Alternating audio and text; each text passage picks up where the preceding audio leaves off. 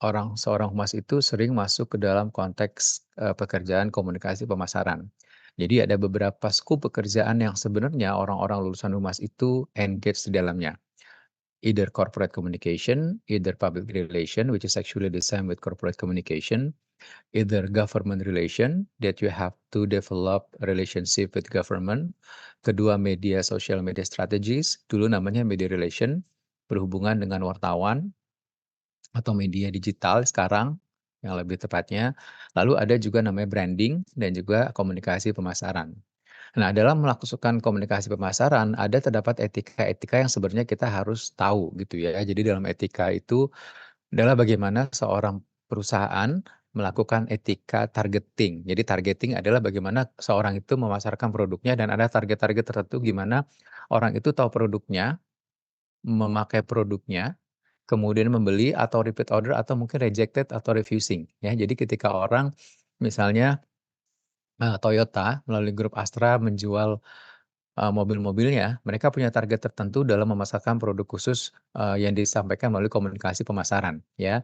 Kalau pada konteks komunikasi pemasaran, mereka mensupport orang-orang sales yang menjual produk gitu ya. Jadi they are support sales people who sells the product itself. Jadi you are not responsible to sell the product itself, but you have to responsible with the promoting, the brand in the market. Jadi dalam targeting ini, kadang-kadang muncul etika muncul dilema etika ya. Kenapa dalam etika gini, jadi kayak sales mobil misalnya ya, dia itu kadang-kadang, terjadi terjadi persaingan yang tidak sehat. Misalnya sales A dan sales B itu masing-masing berani memotong diskon atau memangkas diskon yang berbeda gitu ya. Misalnya dari Astra, untuk Toyota Kijang misalnya Anda cuma bisa diskon 10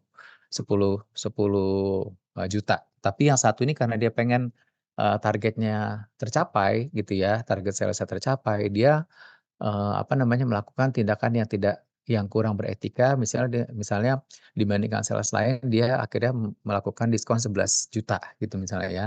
Nah, kalau dalam konteks komunikasi pemasaran, misalnya dalam sebuah, penjualan produk kesehatan misalnya gitu ya, misalnya madu gitu ya, madu rasa, madu urai, madu apa gitu ya, mereka misalnya, targetnya itu supaya orang misalnya di Pulau Jawa tahu gitu ya. Nah, dalam si RCTI atau Indosiar atau SCTV atau Trans TV atau Metro gitu ya, misalnya dia melakukan, tindakan yang kurang beretika. Jadi misalnya, eee, kita kita bisa memberikan diskon 10% kepada ini gitu misalnya, kepada perusahaan ini gitu misalnya, atau mungkin, "Tolong dong produk kita dibanyakin di acara prime news," misalnya, "tapi nanti kita bayar lebih deh," gitu misalnya, atau sebaliknya gitu misalnya, kita minta diskon tapi, publikasi produk kita di pemasaran tetap banyak gitu ya. Nah, kalau misalnya targeting pada anak-anak, biasanya ini jadi sasaran empuk, karena kadang-kadang direct sales pun, melakukan ini gitu ya. Kalau misalnya kalian pernah, ke beberapa maskapai perusahaan yang menjual souvenir di dalamnya gitu ya, even seperti Garuda gitu ya. Nah, ketika dilihat anak-anak gitu ya, dia langsung mengeluarkan produk anak-anak, yang bikin anak-anak itu pengen, bahkan anaknya mungkin kadang nangis-nangis, karena sering ngelihat di pesawat tuh anaknya nangis-nangis minta produk itu. Padahal mungkin orang tuanya di dalam pesawat itu nggak bawa uang atau mungkin uang cash-nya pas-pasan gitu ya, jadi mereka nggak bisa beli itu. Nah, ini yang kayak gini-gini yang memang, eee, karena dari seperti yang kalian baca, kritikus, brand communication itu juga melihat bahwa produk yang ditargetkan untuk anak-anak merupakan produk yang tidak penting sebenarnya, karena memang rata-rata yang dipromosi itu ya mainan gitu ya, bukan hal-hal yang sangat fundamental yang diperlukan sama anak-anak, gitu. Iya. Do your employer really have loss of working? Nah, iya ini this become a problem ya, for our current situation. Sometimes happen kalau di beberapa tempat internship ada beberapa industri yang, eee ngasih respon, feedback gitu ya, tentang hal ini. Tapi ya but I wish, it's not happen in vokasi, even one or two occasion sometime happen gitu ya. Nah terus etika dalam komunikasi pasar baru. Jadi yang penting adalah honestly. Honestly itu sebenarnya ketika kita memasarkan satu pemasaran produk, honestly itu lebih kepada bukannya kita jujur dalam konteks, jujur secara etika kehidupan umum ya. Jadi kalau misalnya ketika orang mengeluarkan satu produk misalnya, misalnya, produk-produknya Richeese gitu ya, produk Richeese Factory misalnya produk-produk dari dari makanan sehat, misal dari makanan sehat kayak misalnya Herbalife gitu.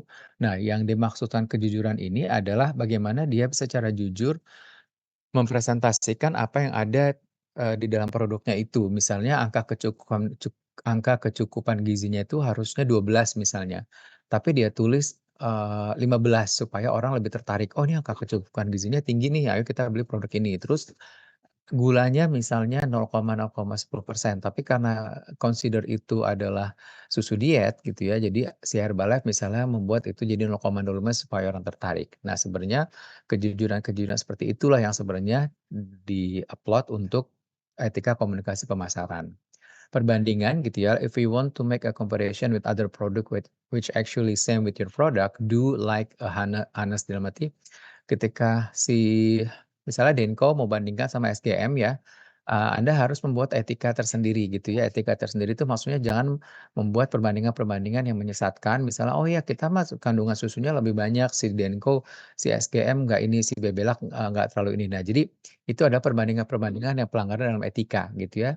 Nah kalau iklan yang bersifat ofensif itu sebenarnya sangat sangat dilarang terutama untuk, saya yang sedang bergelut di industri farmasi, itu sangat-sangat strict oleh BPOM. Jadi misalnya untuk sekelas OB Herbal, OB Kombi Herbal aja itu kalau kita mau beriklan, itu iklannya harus di-submit dulu ke BPOM.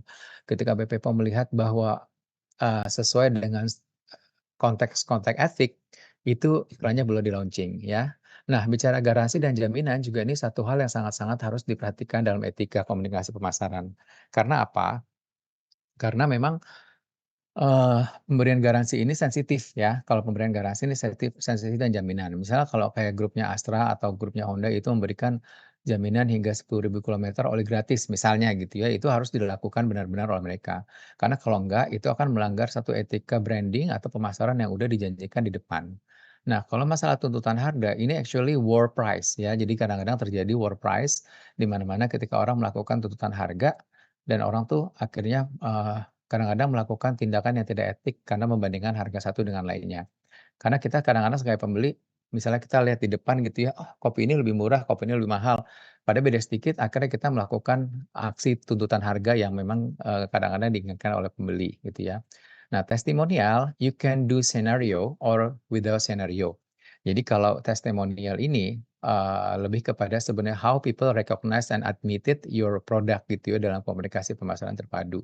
Jadi sah-sah aja kalau memang Anda meng-hire orang yang membuat testimonial kayak misalnya kayak makanan sehat Hoto apa tuh, Hoto makanan sehat yang ada di, digital platform, itu dia mengundang Sophia Latjuba sebagai brand ambassador-nya, yang melakukan testimonial ya sah-sah aja gitu ya, selama memang dia, eee, merasakan itu, menikmati makanan itu, atau misalnya yang jadi brand ambassador sebuah mobil Cina, misal mobil listrik si siapa gitu, artis X misalnya melakukan apa namanya, melakukan, testimonial yang tidak dipaksakan selama sesuai pakem-pakem pemasaran terpadu, ya fine-fine aja untuk dilakukan gitu ya.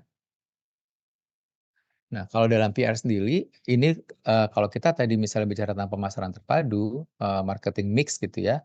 Nah, etika dalam personal selling dan marketing ini juga jadi salah satu concern dari sebuah etika. Jadi sebenarnya saya bilang seperti yang dilakukan di SIM ini, jadi, sebenarnya it's not, eee when you claim something more as long as in the track, it just fine gitu ya. Jadi tapi kalau misalnya janji-janji yang berlebihan, janji-janji yang nggak ditepatin gitu misalnya, eee, sampai 100.000 kilometer kita menjamin motor Anda akan masih akan menjamin olinya gitu, itu mungkin something is exaggerate ya, yang sebenarnya dalam personal selling itu sering terjadi. Jadi ketika kalian simpel aja kalau misalnya di supermarket misalnya gitu, orang menawarkan barang sesuatu dengan over promise gitu ya, itu bisa aja kejadian gitu, over promise yang mereka lakukan kejadian seperti mereka lakukan itu, gitu. Nah, yang penting juga sebenarnya dalam hal ini adalah bagaimana, kita bisa membuat satu etika yang baik untuk, supaya target marketing kita itu sampai ke pemasaran. Nah, kalau bicara etika dalam kemasan, ini sebenarnya satu hal yang sangat menarik. Saya juga baru, bergabung di perusahaan yang punya spesifik masalah kemasan itu di 2 produk ya. Jadi kayak waktu saya di British Petroleum, which, they have Castrol Oil, dan sekarang di farmasi mereka punya beberapa produk yang benar-benar harus merujuk pada etika dalam kemasan. Jadi kalau obat itu memang rujukan etikanya itu harus ke Kementerian Kesehatan. Lalu kedua BPOM, Badan Pengawas Obat dan Makanan. Jadi kayak informasi label gitu ya, harus yang benar-benar nggak yang harus benar-benar nggak, apa namanya, nggak menyesatkan dan nggak berlebihan ya. Misalnya, oh ya, kalau di perusahaan waktu saya, pernah di perusahaan FMCG, apa namanya, multi level marketing, itu saya pernah diinfo oleh bagian research development dan juga bagian QC. Jadi, kalau untuk makanan, kayak misalnya apalah gitu ya, ciki atau apa gitu ya, potato chip, itu sebenarnya misalnya expire-nya tanggal 30 Maret, itu sampai 2 bulan ke depan itu sesungguhnya masih aman untuk dikonsumsi, ya. Dia tidak akan beracun, tidak akan apa. Tapi expire yang tertulis di dalam kemasan adalah bentuk etika sebagai warning bahwa, "Oh, produk ini nih sebentar lagi nih udah nggak layak dimakan," gitu ya. Maka tapi kalau orang-orang yang pernah bergabung di industri fast moving consumer good atau farmasi gitu ya, kecuali obat. Kalau obat memang cuma punya rentan waktu sebulan. Tapi kalau makanan kayak snack, kayak potato chip, kayak ciki, kayak taro itu sampai 3 bulan ke depan they are actually still safe gitu ya. Jadi 2 bulan itu Anda masih bisa nikmatin itu. Karena memang aturan dari BPOM dan Bahan Pengawas Obat Makanan itu 3 bulan sebelum benar-benar expire harus dicantumkan gitu. Karena ada orang-orang yang memang, "Ah, ini sayang lah baru seminggu lebih," gitu ya. Nah, takutnya ada apa-apa si perusahaannya dituntut gitu. Nah, pengemasan juga baiknya gambar yang merepresentasikan isi produk yang sebenarnya gitu ya. Jadi misalnya luarnya obat batuk, herbal tapi dalamnya ternyata obat batuk, yang sebagian besar bahan kimianya lebih banyak gitu ya. Nah, keamanan pengemasan. Jadi ada juga produk-produk yang ketika dibuka mungkin kartonnya tuh tajam ya. Jadi saya pernah buka satu produk, kartonnya dibuka tuh tajam dan agak menyayat, jari yang kita buka gitu ya, jari yang ngebuka kemasannya itu. Jadi produknya itu ternyata tidak dikemas secara aman dan, apa namanya, dan nggak safety.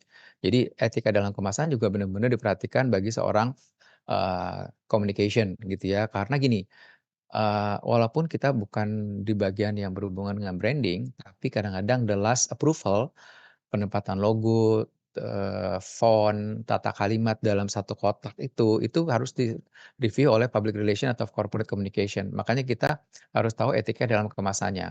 Tiba-tiba bagian branding nggak tahu bahwa, label produknya itu Anda taruh logonya itu di bawah. Ya, terus pas Anda cek, "Oh ini kok logonya di bawah?" Untuk logo adalah, human shield-nya perusahaan tidak akan pernah ditaruh di bawah dalam satu produk, dia pasti di atas. Kecuali di belakang misalnya Ciki taruh di sini Indofood, Frito-Lay gitu, it's fine. Tapi kalau logo Anda bisa perhatikan kayak logo Indofood, Indomie, Richeese rata-rata pas di depan agak atas ya, jarang sekali orang melakukan di bawah. Biasa kalau di bawah itu pasti ada pertimbangan khusus yang nempel dengan logo tersebut, ya. Nah, terus dalam konteks yang sekarang, implikasi pengemasan terhadap lingkungan itu juga diperhatikan.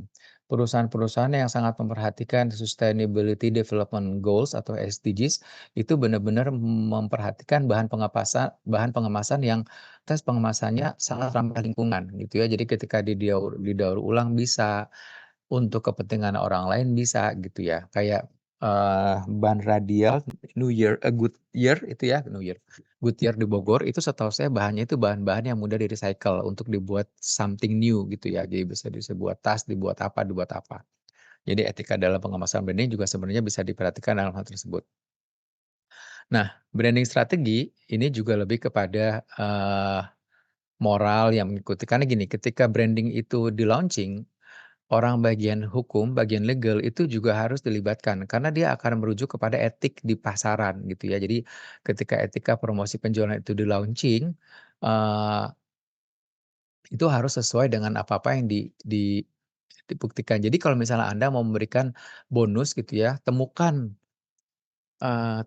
kartu domino unik di dalam kemasan. Nah itu harus di dalam kemasannya itu benar-benar harus ada. Jangan sampai ketika Anda misalnya temukan hadiah menarik dalam kemasan, tapi hadiahnya nggak ada, it's gonna be really danger ya, karena pasti orang-orang akan, menuntut hal itu gitu ya.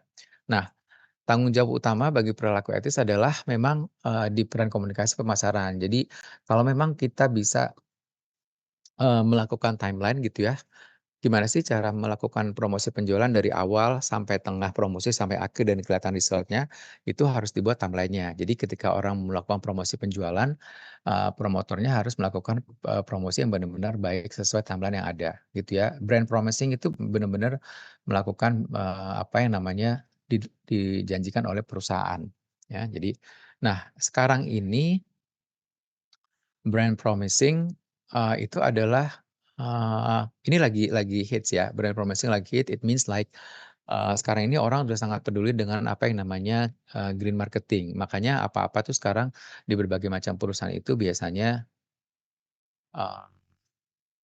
biasanya Biasanya mereka melakukan mereferensi kepada SDGs ya. Kalian tahu kan Sustainability Development Goals yang ada 17, bahkan perusahaan apa namanya, institusi pendidikan sekelas UI di masing-masing fakultas itu harus mengkaitkan kegiatannya paling tidak satu atau 2 dengan Sustainability Development Goals. Makanya taman-taman yang dibangun di vokasi oleh Pak Dekan, Pak Padang, itu salah satu bentuk dari Sustainability Development Goals yang membuat environment itu lebih bagus dan lebih hijau, ya. Jadi untuk itu Vokasi udah memenuhi satu satu strategi pemasaran yang berorientasi pada lingkungan, ya. Jadi, eee, nggak bisa dipungkiri apa yang dijual Vokasi gitu ya, mungkin salah satunya juga environment yang kelihatan sekarang lebih bagus dari dari 10 tahun sebelumnya gitu ya. Jadi, eee, kenapa sekarang perusahaan-perusahaan besar kayak perusahaan-perusahaan kelas dunia itu mereka punya kepedulian yang tinggi terhadap pemasaran lingkungan gitu ya. Jadi pemasar itu diharapkan memang supaya mereka punya aspek lingkungan yang, eee, punya aspek yang berkaitan dengan lingkungan ya. Kenapa kayak Body Shop itu kan mereka perusahaan yang peduli banget sama, apa namanya, recycle use gitu ya. Nah, terus kayak Body and Bath Works BBW itu juga perusahaan yang, disinyalir tanggap dan peduli peduli terhadap lingkungan yang dengan mengedepankan produk-produk yang berorientasi pada lingkungan. Makanya dinamakan green marketing. Dari green marketing ini, sekarang juga ada tren yang mengarah ke green, konser ya. Jadi kalau pemusik-pemusik itu mengadakan konser kayak Coldplay, kayak si siapa kemarin tuh Ed Sheeran, di akhir di akhir konsernya biasanya dia menyisipkan pesan-pesan green gitu ya. Jadi, "Let's save the world," gitu ya, "Let's love the green," gitu ya, "Jangan buang sampah Anda sembarangan, masukkan ke tempat sampah yang, disediakan agar bisa di-recycle use oleh penyelenggara."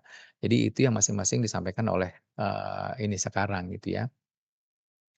Nah, ini tadi yang saya sampaikan. Jadi, mempromosikan produk-produk yang ramah lingkungan gitu ya, makanya, eee sejak beberapa tahun lalu kita memulai tidak lagi menggunakan plastik ya di berbagai macam, platform apa namanya kayak Indomaret dan Alfamart. Tapi begitu saya ke Sumatera, ke provinsi lain ternyata mereka mereka masih pakai plastik gitu ya. Karena memang untuk change the habit orang itu nggak semudah yang, diduga gitu ya. Jadi, kalau kita mungkin terbiasa pakai kantong, belanja sendiri untuk ketika kita masuk ke mall atau ke supermarket. Jadi lebih kepada, brand itu melakukan periklanan yang ramah lingkungan gitu ya. Eee, Terus terang kalau untuk melakukan komunikasi yang peduli akan lingkungan ini, itu biasanya ada orang-orang yang care, ada orang-orang yang not so care, ada orang-orang yang, "Aduh kenapa sih gue, kan gue Korkom, kan gue PR, kan gue humas, kenapa sih gue harus, related ke lingkungan-lingkungan, which actually I don't understand about the environment, the regulation gitu ya, the undang-undang gitu ya." Jadi sebenarnya simpel aja sih kalau kita jadi PR atau Korkom di perusahaan yang memang, meng-attach kita tentang, brand atau environment ramah lingkungan, ya kita bisa main di sosmed gitu ya dengan mengangkat tema lingkungan gitu ya, iklan produk, iklan brand. Terus, how we care about the lingkungan gitu ya. Sebenarnya ketika kita melakukan CSR yang ada hubungannya dengan lingkungan, misalnya penanaman pohon mangrove, penanaman pohon jati, that's part of how you care about the environment. Jadi how promote the lifestyle without, chasing satu tertentu gitu ya.